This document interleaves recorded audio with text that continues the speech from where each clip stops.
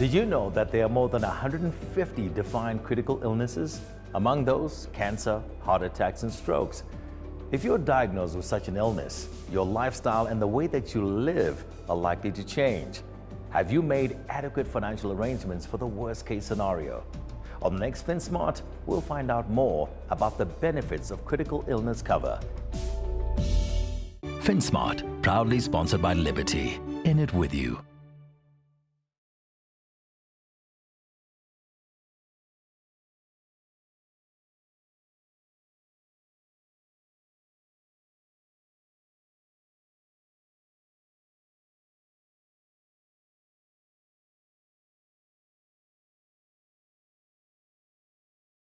Liberty, with you for every step on the road to financial freedom.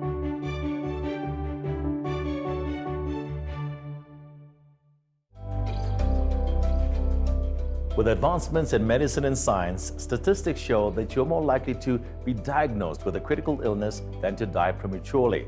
And if you're diagnosed with such an illness, your lifestyle and the way you live is likely to change. So that's why we're finding out about the importance of dreaded disease or critical illness cover and why it can help protect you against unexpected costs.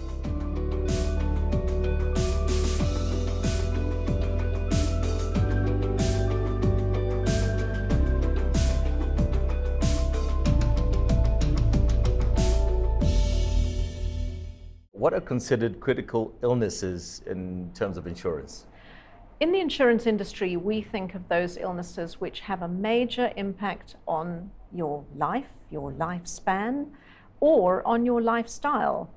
And over the years, there's been so much innovation in critical illness sphere.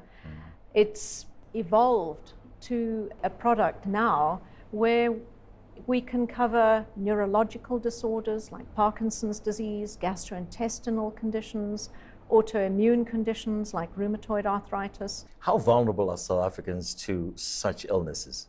There is a considerable problem in South Africa because we have an increased tendency for the non-communicable diseases, which are those diseases that are not infectious. We start with obesity, which is on the increase.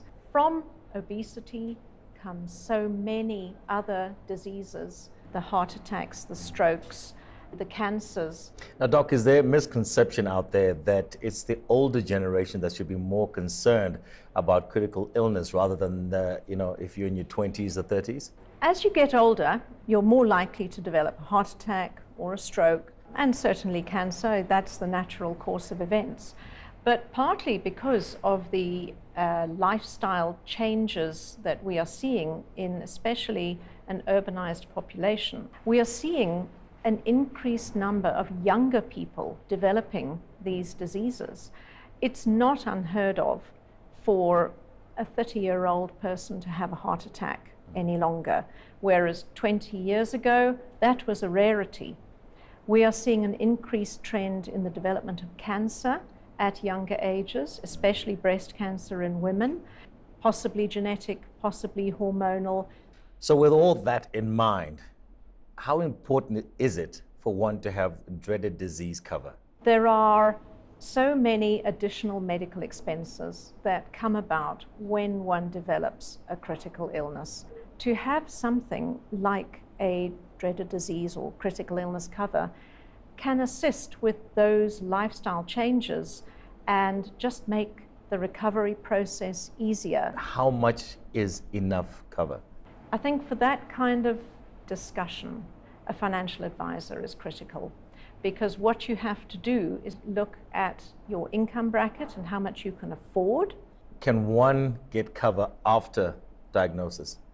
Certainly under certain circumstances, yes. Obviously, every company differs in their underwriting and risk assessment right up front. I would say that one takes out critical illness cover when you are young and healthy and add to it year on year when you can. Lastly, Doc, are there any exclusions that one should be aware of? That again can vary from one company to another. It is part of what we call the fine print, but companies are very transparent about their fine print nowadays, which is obviously a wonderful development. A financial advisor is the person who would be able to point those kind of exclusions out to any client who wants to apply. So the physical and emotional toll when someone is diagnosed with a critical illness can be debilitating. But you can help guard against the financial consequences by planning for the worst case scenario, should a critical illness prevent you from earning an income.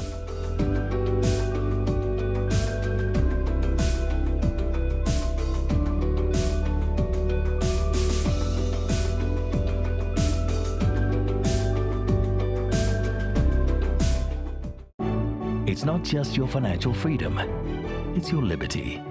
Let's make it count. Liberty, in it with you.